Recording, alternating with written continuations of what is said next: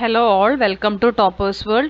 Toppers വേൾഡിൻ്റെ ഒരു പുതിയ വീഡിയോയിലേക്ക് എല്ലാവർക്കും സ്വാഗതം. നമ്മളിന്ന് നോക്കാൻ പോകുന്നത് 7ാം ക്ലാസ്സിൻ്റെ കേരള പടാവലിയാണ്, മലയാളം 1. അപ്പോൾ 7ാം ക്ലാസ്സിൻ്റെ കേരള പടാവലിയിലെ ഭാഗം 1 പാഠപുസ്തകം തന്നെയാണ്. അതിൽ നമ്മൾ നോക്കുന്നത് ആദ്യ യൂണിറ്റാണ്. ഇളം കാറ്റ് തെല്ലൊന്ന് തൊട്ടെന്ന് വന്നാൽ എന്ന ആദ്യ യൂണിറ്റിലെ 2ാമത്തെ ചാപ്റ്റർ, ഒരു ദിനാന്ത സഞ്ചാരം. ഒരു ദിനാന്ത സഞ്ചാരത്തിൻ്റെ 2ാമത്തെ ക്ലാസ് ആണ് നമ്മളുടേത്. പാർട്ട് 1 ക്ലാസ് നമ്മൾ ഓൾറെഡി ചെയ്തിട്ടുണ്ട്. ഇത് 2ാമത്തെ ക്ലാസ് ആണ്. ഒരു ദിനാന്ത സഞ്ചാരം എന്നുള്ളത് ഒരു കവിതയാണ്. കവിതയുടെ മീനിങ്, കവിതയുടെ ആശയവും ചോദ്യോത്തരങ്ങളും അടങ്ങുന്ന ക്ലാസ് ആണ് പാർട്ട് 1 ക്ലാസ്. അതിൻ്റെ ലിങ്ക് നമ്മൾ ഇതിൻ്റെ ഡിസ്ക്രിപ്ഷനിലും അതുപോലെ തന്നെ എൻ സ്ക്രീനിലും നമ്മൾ കൊടുക്കുന്നതായിരിക്കും. എൻ സ്ക്രീനിൽ നമ്മളിതിൻ്റെ പ്ലേലിസ്റ്റ് എല്ലാം കൊടുക്കും. നിങ്ങളത് ആവശ്യമുള്ളവരുണ്ടെങ്കിൽ ഒന്ന് കാണാൻ വേണ്ടി ശ്രമിക്കുക. അപ്പോൾ ഇന്നത്തെ ക്ലാസ്സിൽ നമ്മളിതിൽ ഉൾപ്പെടുത്തിയിരിക്കുന്നത് ഇതിലെ പ്രവർത്തനങ്ങൾ, അതുപോലെ തന്നെ ആസ്വാദനക്കുറിപ്പ് എല്ലാം അടങ്ങുന്ന ക്ലാസ്സാണിത്. അപ്പം നമുക്ക് നോക്കാം. ക്ലാസ്സിലേക്ക് കടക്കുന്നതിന് മുമ്പ് നമ്മുടെ ഈ ചാനൽ ആദ്യമായി കാണുന്നവരാണ് നിങ്ങളെങ്കിൽ സബ്സ്ക്രൈബ് ചെയ്തൊന്ന് സപ്പോർട്ട് ചെയ്യുക. അതുപോലെ തന്നെ നിങ്ങൾക്ക് ക്ലാസ്സുകൾ ഇഷ്ടപ്പെടുന്നുണ്ടെങ്കിൽ ലൈക്ക് ചെയ്യാൻ മറക്കരുത്. നമുക്ക് നോക്കാം. ആദ്യത്തെ ചോദ്യം വരുന്നത്, ആദ്യത്തെ പ്രവർത്തനമാണിത്. സാദൃശ്യ ഭംഗി കണ്ടെത്താം. കാവ്യഭാഗത്ത് കുന്നിനെയും കോട്ടയെയും പോലെ എന്ന പ്രയോഗം കൊണ്ട് സാദൃശ്യപ്പെടുത്തിയിരിക്കുന്നു. പോലെ എന്ന പ്രയോഗമാണ് കേട്ടോ. ഈ രീതിയിൽ പോലെ ഉപയോഗിച്ച് സാദൃശ്യപ്പെടുത്തിയ കൂടുതൽ വരികൾ കവിതയിൽ നിന്ന് കണ്ടെത്തി വിശദീകരിക്കുക. നിങ്ങൾ കണ്ടെത്തിയ വരികളുടെ സാദൃശ്യ ഭംഗിയെക്കുറിച്ച് ഒരു കുറിപ്പ് തയ്യാറാക്കുകയാണ്. നമുക്ക് നോക്കാം ഉത്തരം. ക്രമേണ മേലോട്ട് പടുത്തു ചക്രവാളത്തിൽ മുട്ടിച്ചൊരു കോട്ട പോലെ. കിഴക്കുഭാഗത്ത് ഉയർന്നു നിൽക്കുന്ന കുന്നിനെ മേലോട്ട് പടുത്തുയർത്തി ആകാശം മുട്ടി നിൽക്കുന്ന കോട്ടയോട് സാദൃശ്യപ്പെടുത്തിയിരിക്കുന്നു. കുന്ന് കോട്ട പോലെ ഉയർന്നു നിൽക്കുന്നു എന്ന സാദൃശ്യ കൽപ്പന കാവ്യഭംഗിയുള്ളതാണ്. കൂടുതൽ വരികൾ. ഇപ്പച്ചവർണ്ണത്തിനിടയ്ക്കിടയ്ക്കു ശില്പജ്ഞർ ചായപ്പണി ചെയ്ത പോലെ കാണപ്പെടുന്നുണ്ട് ചുവന്ന മണ്ണും. ശില്പികൾ ചായപ്പണി ചെയ്ത പോലെ മരങ്ങളുടെ പച്ച നിറത്തിനിടയിൽ ചുവന്ന മണ്ണ് കാണപ്പെടുന്നു.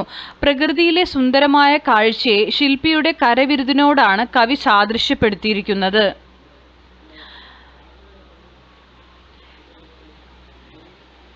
ഇളം കറുപ്പ് എന്തിടും അമ്പരാന്തം കാണുന്നിതങ്ങേ പുറമാഴി പോലെ.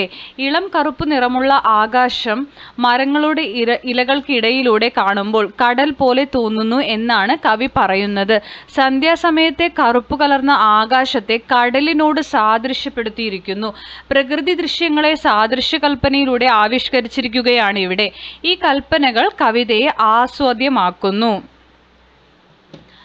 ഇതാണ് കൂടുതൽ വരികൾ വരുന്നത്. അടുത്ത പ്രവർത്തനം വരുന്നത് വിശകലനം ചെയ്യാമാണ്.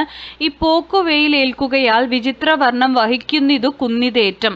സൂര്യപ്രകാശം കുന്നിലേൽക്കുമ്പോഴുള്ള മാറ്റം എങ്ങനെയാണ് കവി വർണ്ണിച്ചിരിക്കുന്നത്?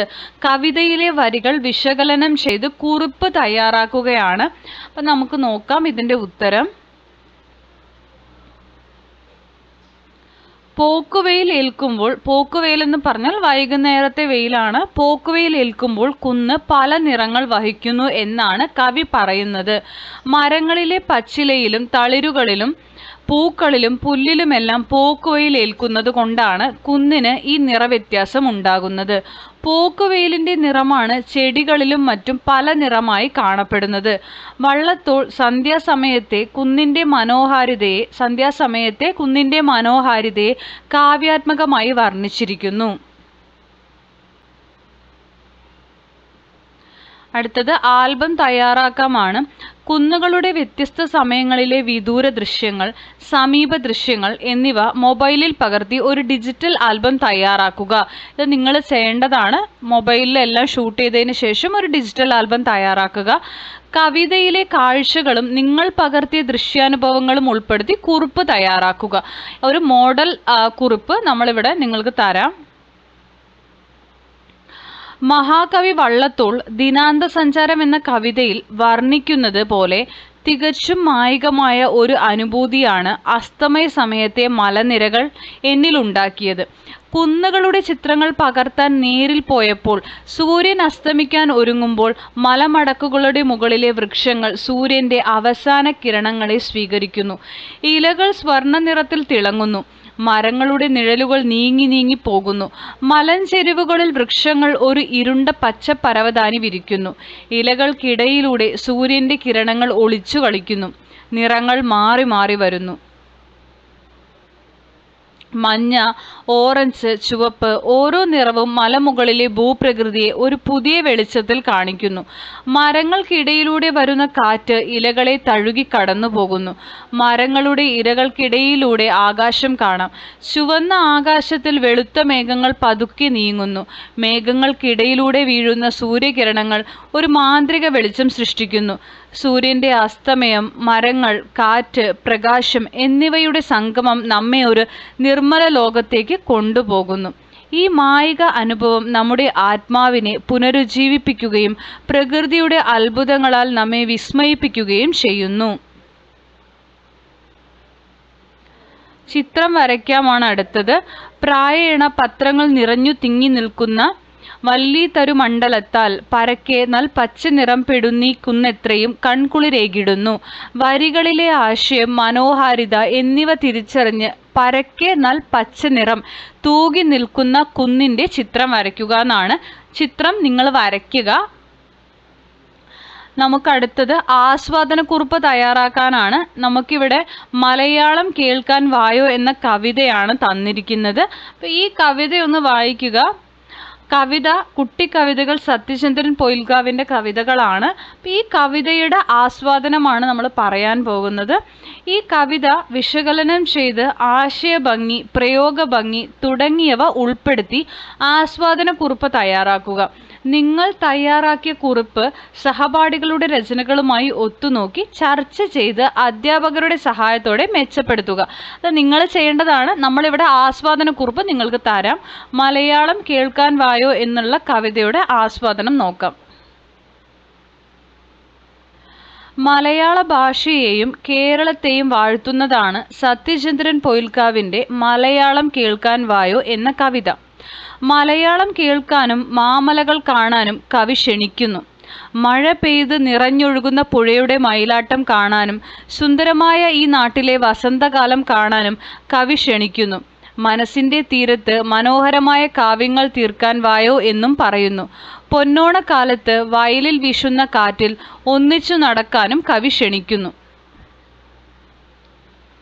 സ്വന്തം നാടിനെയും മലയാള ഭാഷയെയും സ്നേഹിക്കുന്ന കവിയെ നമുക്ക് ഈ കവിതയിൽ കാണാം.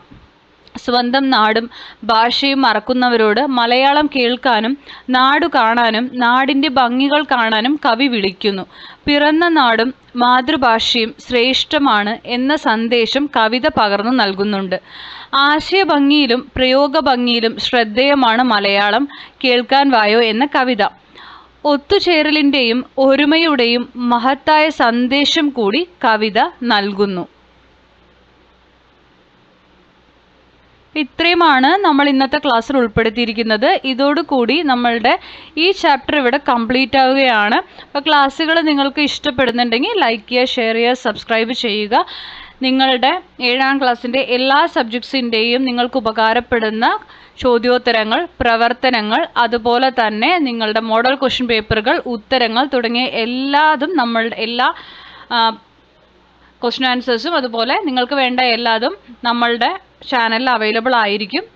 സോ സബ്സ്ക്രൈബ് ചെയ്തൊന്ന് സപ്പോർട്ട് ചെയ്യുക, തുടർന്നും വാച്ച് ചെയ്യുക. Thank you for watching.